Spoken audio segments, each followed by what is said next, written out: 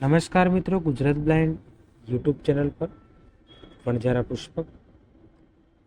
તો મિત્રો, આપણે ગઈકાલે ઈરાન ઉપર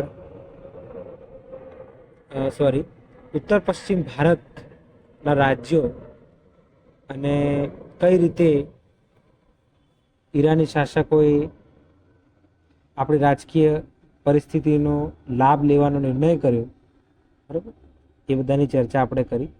એટલે ગઈકાલે આપણે પ્રશ્ન નંબર 1 ની પ્રસ્તાવના જોઈ. આજે આપણે ચર્ચા કરીશું ઈરાની શાસક સાયરસ વિશે, બરાબર.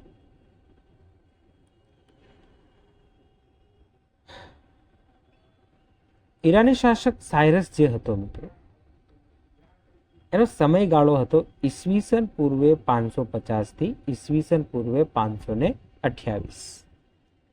આ વસ્તુ ખાસ યાદ રાખવા જેવી છે, સમયગાળો, બરાબર. હવે જે આ સાયરસ હતો મિત્રો, એને એમ કહેવાય છે કે સત્તા પર આવ્યા પછી એક વિજયો મેળવ્યા, બરાબર. હવે યુરોપના લેડિયા, બરાબર, લેડિયા, બરાબર, ત્યારબાદ આર્મેનિયા, અસેરિયા, બેબીલોનિયા, બરાબર, એવા નામો છે અહીંયા,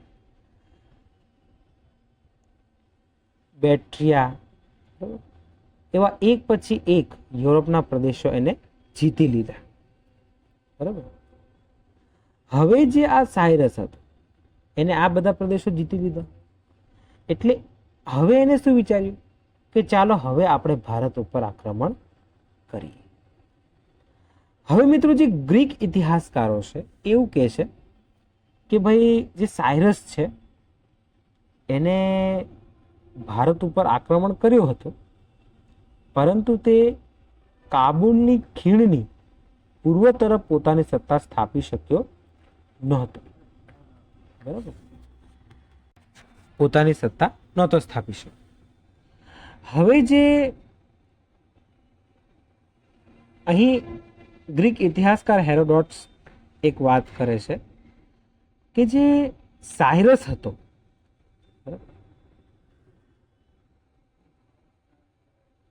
એને ગાંધાર પ્રદેશ જીતી લીધું હતું. ગાંધાર પર આક્રમણ કરી એને ગાંધાર પ્રદેશ જીતી લીધું હતું. અને હવે ગાંધાર પ્રદેશ એને જીતી લીધું. ત્યારબાદ અહીં ગ્રીક ઇતિહાસકાર એરિયન જણાવે છે કે જે સાયરસ હતો એને સિંધમાં રહેતી ટોળકીઓ ઉપર આક્રમણ કરી સમગ્ર સિંધ પ્રદેશ જીતી લીધો. એટલે સાયરસે એક પછી એક ભારતના કેટલાક પ્રદેશો જીત્યા છે એમ કહેવાય છે. યાદ રાખજો, સાયરસ કોણ હતો? ઈરાનનો શાસક હતો, બરાબર. એટલે આ વસ્તુ ખાસ નોંધ લેવા જેવી છે અને મગજમાં રાખજો. તો ચેપ્ટર નંબર 1 ઈસવીસન પૂર્વે 5મી સદીથી ઈસવીસન પૂર્વે 3જી સદી વચ્ચેનો જે ભારત છે એની એક પછી એક આપણે ચર્ચા કરી રહ્યા છીએ, બરાબર. તો બાકીની ચર્ચા આપણે આવતીકાલે કરીશું, બરાબર. તો ત્યાર સુધી આપણે આટલું રાખીએ.